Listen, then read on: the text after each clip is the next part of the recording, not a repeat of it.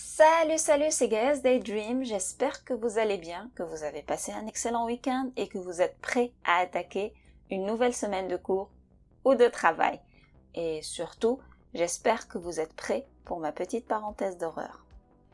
D'abord, je tiens à vous annoncer que les semaines qui arrivent vont porter des vidéos d'un genre nouveau, nouveau plus ou moins. C'est un genre que j'ai déjà testé et j'ai vu qu'il avait eu pas mal de succès. Il y aura dans ma poche pour les dimanches qui viennent des histoires vraies de disparition, des true crime. Et pour le moment, j'aurai 2 histoires vraies derrière des films d'horreur. Et ces histoires, je pense, ça va être un petit peu une exclusivité parce que j'ai un petit peu regardé dans la communauté puis j'ai vu que il n'y avait pas tant de monde qui en avait parlé. Donc, ça va être pas mal cool.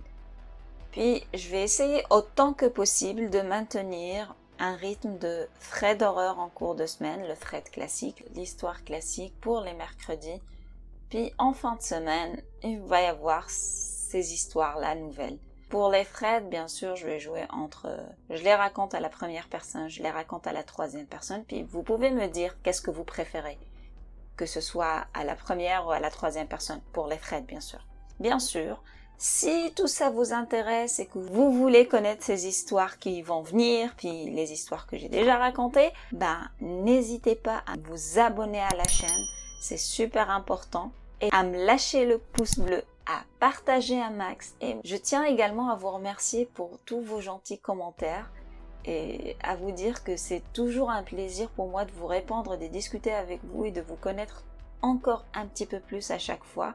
Et ça m'encourage vraiment de faire mieux parce que des fois on a un coup de mou, des fois on se dit écoute, à quoi ça sert de le faire et tout ça, mais vos commentaires, vos encouragements sont vraiment importants et ils m'encouragent toujours à aller de l'avant et à faire mieux.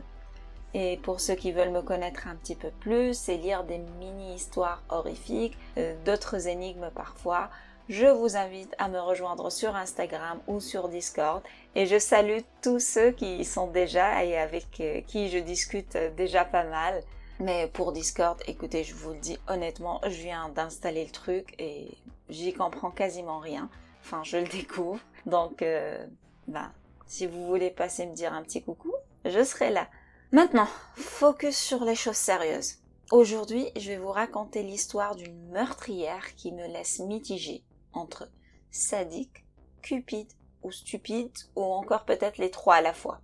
Aujourd'hui, nous décortiquons l'histoire de la veuve verte. Si vous ne savez pas d'où elle tient son nom, vous allez le savoir dans les quelques minutes qui viennent.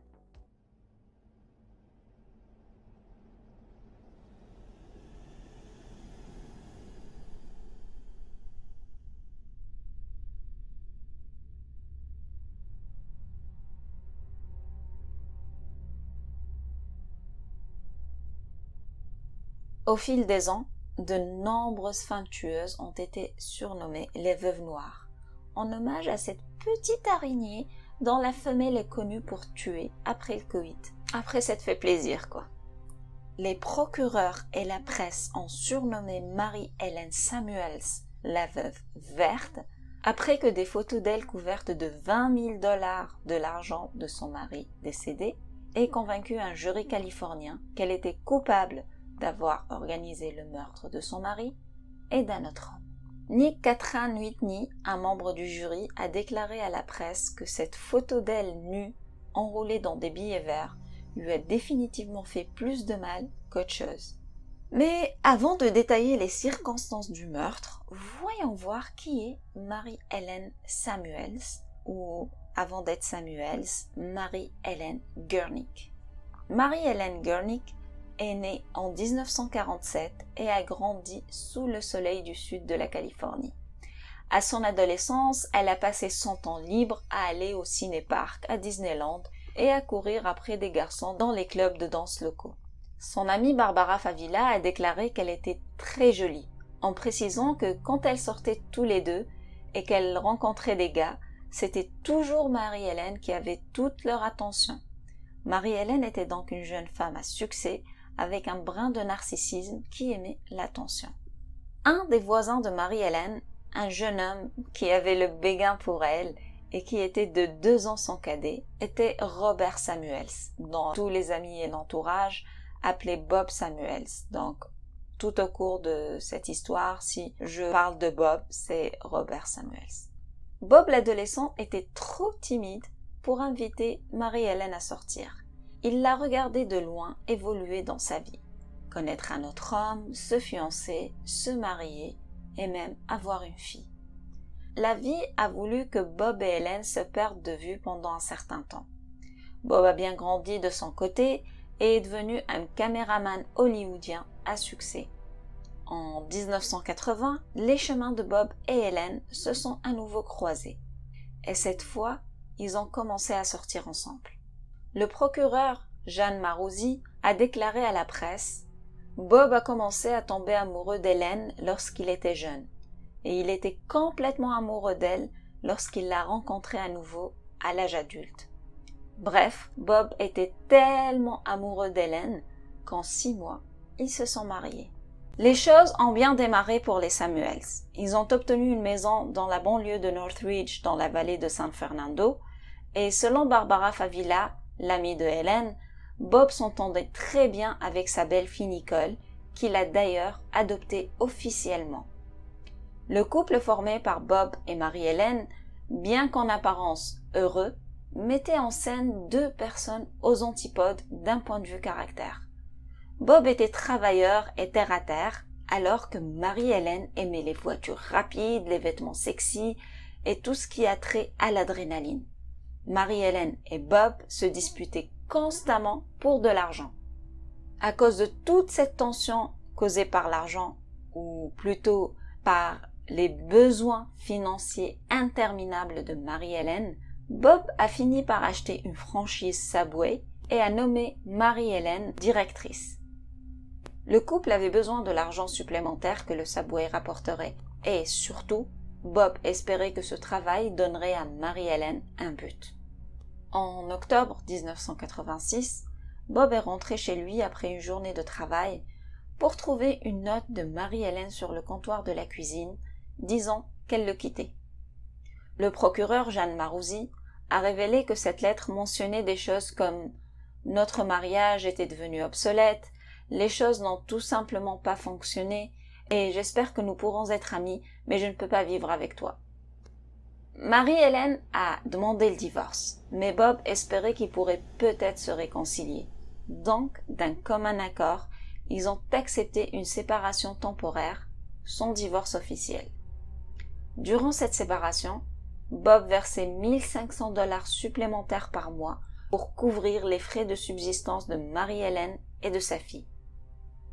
Marie-Hélène, de son côté, avait toujours la sandwicherie, et elle et Nicole ont emménagé dans un condo voisin où mère et fille ont commencé à vivre la grande vie en allant dans des clubs, des restaurants et j'en passe. Alors que le petit Bob, c'est lui qui s'occupait des factures. Dans l'après-midi du 9 décembre 1988, soit près de 2 ans après leur séparation officieuse, la police de Los Angeles a reçu un appel 911 de l'adresse Northridge de Bob Samuels. En arrivant devant la propriété, ils ont été accueillis par Marie-Hélène Samuels à la porte d'entrée. À l'intérieur de la maison, Bob Samuels, alors âgé de 40 ans, gisait mort d'un coup de fusil à la tête. Marie-Hélène a déclaré à la police qu'elle et Nicole s'étaient arrêtées pour déposer leur chien pour le week-end lorsqu'elles ont découvert le corps. Bob était mort depuis déjà quelques jours et la maison semblait avoir été saccagée. Selon le rapport de la police, la scène de crime ne correspondait pas du tout à un cambriolage. Ça ressemblait plus à un travail fait de l'intérieur car il n'y avait pas de signe d'effraction non plus. Marie-Hélène a été conduite au poste et a été interrogée. Durant cet interrogatoire, Marie-Hélène portait une robe décolletée et n'a pas hésité à flirter avec les policiers. Elle a poussé le bouchon au point de mettre sa main sur le crâne chauve de l'un des 2 détectives qui conduisaient l'interrogatoire, en annonçant sulfureusement à quel point elle aimait les chauves. Mais bien sûr, malgré ça, les détectives n'avaient pas de preuves pour l'inculper. Donc, elle a été libérée et quelques jours après, elle et sa fille Nicole sont retournées dans la maison de Bob Samuels, ont mis la sandwicherie en vente et ont déposé une demande pour récupérer l'argent de l'assurance vie de Bob. Lorsque la police a interrogé les amis de Bob Samuels, ils ont appris qu'il prévoyait d'officialiser son divorce avec Marie-Hélène. Il s'était enfin rendu compte qu'ils ne se remettraient jamais ensemble, avait rencontré un avocat et voulait lui couper les vivres.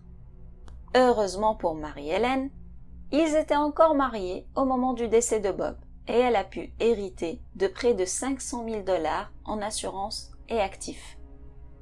Fidèle à elle-même, elle a commencé à dépenser sans retenue, s'achetant à elle et à sa fille des manteaux de fourrure, de la lingerie sexy et de la maroquinerie de haute gamme. Elle a aussi vite fait de trouver un nouveau petit ami, Dean Groover. Dean a reçu une Porsche blanche d'une valeur de 50 000 $ de la part de sa chère et tendre Marie-Hélène. Le couple prévoyait même de déménager à Cancun, au Mexique, où ils avaient déjà déboursé la coquette somme de 180 000 $ pour s'acheter un condo. La police, de son côté, soupçonnait fortement Marie-Hélène d'être impliquée dans le meurtre de son mari, vu son comportement avant, mais surtout depuis le meurtre. Mais malgré leurs soupçons, les enquêteurs n'avaient aucune preuve tangible reliant Marie-Hélène au meurtre de Bob Samuels. Puis, un peu moins d'un an plus tard, soit en mai 1989, la police a reçu un tuyau anonyme lui disant de contacter l'un des ex-petits amis de Nicole Samuels, un jeune homme de 27 ans qui s'appelait Jim Bernstein. Ce tuyau a évidemment ravivé l'enquête et a permis de trouver les habitués du bar où se rendait Marie-Hélène, et ceux-ci ont révélé aux flics qu'en 1986, Marie-Hélène avait activement essayé d'embaucher un tueur à gages pour tuer son mari. Le procureur Jeanne Marosi a déclaré à ce sujet que Marie-Hélène ne semblait pas du tout se soucier de savoir qui l'avait entendu solliciter le meurtre de son mari, Bob Samuels. Et la rumeur voulait que Bernstein soit l'assassin de Bob sur ordre de Marie-Hélène. À la lumière de ces nouvelles accusations, les flics ont bien sûr embarqué Marie-Hélène Samuels et Jim Bernstein pour interrogatoire le même soir. Marie-Hélène a continué à nier en bloc avoir quoi que ce soit à voir avec le meurtre de son mari, mais Jim Bernstein a été intimidé et déstabilisé. La police a eu la bonne idée de les confronter et, au moment de cette confrontation, Bernstein a dit à Marie-Hélène « Ce soir, ils vont arrêter l'un de nous deux ou nous arrêter tous les deux pour le meurtre. Ils disent qu'ils savent à 100% que toi et moi avons fait ça. » Mais malgré l'acharnement des enquêteurs pour obtenir des aveux complets de l'un des deux, aucun d'eux n'a craqué. Alors, la police a été obligée de les laisser partir, laissant pour la deuxième fois Marie-Hélène leur échapper entre les doigts. Mais cet interrogatoire a eu son petit effet, car il va déclencher une série d'événements qui vont paniquer Marie-Hélène et la pousser à faire des erreurs graves pour essayer de masquer son crime.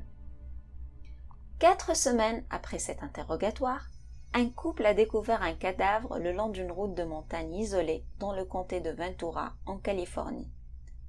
Le corps était gravement décomposé, mais les empreintes digitales ont révélé qu'il s'agissait de Jim Bernstein, comme par hasard. Selon Matt Rowe, son patron du magasin électronique où il travaillait, il avait prévu de se rendre à la police et de leur avouer son rôle dans le meurtre de Bob Samuels. Rowe a dit que Jim l'avait appelé et lui a dit qu'il allait dire à la police ce qu'il savait. Rowe a ajouté que c'était la dernière fois qu'il parlait à Jim. Alors que la nouvelle du meurtre de Jim Bernstein circulait, les copains de beuverie de Marie-Hélène ont eu peur et leurs langues ont commencé à se délier. Le shérif du comté de Ventura pense que les amis de Marie-Hélène ont commencé à avoir peur d'elle, mais ils avaient aussi peur d'être accusés de complicité de meurtre. Je vous disais que Marie-Hélène avait fait des erreurs, car oui, un chèque de 1 500 $ tout droit sorti du compte de Marie-Hélène a été retracé à peu près la même période de la disparition de Jim Bernstein. Ce chèque, comme un fil d'Ariane, a conduit la police à deux hommes, Paul Goll et Darrell Ray Edwards. Ces deux hommes ont été pointés par les amis de Marie-Hélène comme ayant été embauchés par elle pour tuer Jim Bernstein. Lorsque la police a mis la main sur Paul Goll, celui-ci leur a tout avoué. Lors de l'arrestation de Marie-Hélène Samuels à son domicile de Northridge, la fameuse photo que je vous montre là et qui, selon la police, représente une preuve du mobile du meurtre. La photo a été prise par le petit ami de Marie-Hélène, Dean Groover, à Cancun. Et comme vous le voyez, elle montre Marie-Hélène nue, couverte de 20 000 $ en espèces et souriant à pleines dents. Cette photo a été une pièce maîtresse dans le procès pour meurtre de Marie-Hélène. Le procureur Jeanne Marosi a d'ailleurs déclaré « Une image vaut 1000 mots et cette image en valait probablement 10 000. Ici, le jury pourrait regarder cette femme assise à cette table puis regarder la photo du tueur de sang-froid. » En avril 1994, le procès de Marie-Hélène Samuels pour double meurtre de Bob Samuels et Jim Bernstein a commencé. Paul Goll et Darrell Ray Edwards ont tous les deux témoigné contre elle, et l'accusation l'a décrite comme froide, calculatrice et avide d'argent. Contre l'avis de son propre avocat, sa fille Nicole a témoigné en faveur de sa mère, affirmant que Bob Samuels était abusif et qu'il avait à plusieurs reprises agressé sa mère sexuellement. Une allégation que la famille de Bob a vigoureusement niée. La sœur de Bob Samuels, Susan Conroy, a déclaré à la presse « Je ne crois pas Nicole. Bob n'était pas ce genre de personne. Telle mère, telle fille. Après tout, elle se bat pour la vie de sa mère. » Mais heureusement, le jury n'a pas non plus cru Nicole et le 1er juillet 1994, Marie-Hélène Samuels a été déclarée coupable de 2 chefs d'accusation de meurtre au premier degré et a été condamnée à mort. La condamnation a été validée 2 mois plus tard par le juge de la Cour suprême Michael R. Hoff. En parlant des crimes de Marie-Hélène Samuels, le juge Hoff a déclaré « L'accusé a impliqué de nombreuses personnes, même sa propre fille adolescente. » Pour leur part, Paul Goll et Darrell Ray Edwards ont chacun plaidé coupables de meurtre au 2e degré et ont reçu des peines de prison de 15 ans pour l'un et de perpétuité pour l'autre. Marie-Hélène Samuels est l'une des 20 femmes actuellement dans le couloir de la mort dans l'État de Californie. Elles sont toutes détenues au centre pénitentiaire pour femmes en Californie centrale. Aujourd'hui âgée de 71 ans, Marie-Hélène Samuels est en prison depuis 27 ans, sans date d'exécution fixée. Paul Goll a été libéré sur parole en 2009, mais il a été remis en prison en 2011 pour abus de drogue et d'alcool. Ni lui, ni Darrell Ray Edwards ne figurent actuellement sur la liste des prisonniers du département de correction de la Californie. Aucune accusation n'a jamais été portée contre Nicole Samuels et elle n'a jamais été impliquée dans le meurtre de Robert Samuels. Voilà, c'est la fin de cette histoire glauque de meurtre par avidité. Moi, je plains vraiment le pauvre Robert Samuels parce que il a vraiment été amoureux et il a vraiment été naïf et il avait face à lui une véritable veuve noire en fait.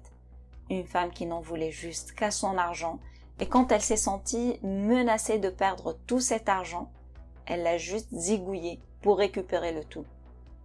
Plusieurs autres histoires comme ça vont probablement venir, même des histoires de disparition, je pense. Bien sûr, dites-moi dans les commentaires ce que vous en avez pensé et si vous en connaissez d'autres des histoires comme ça et si vous aimez ce genre de format.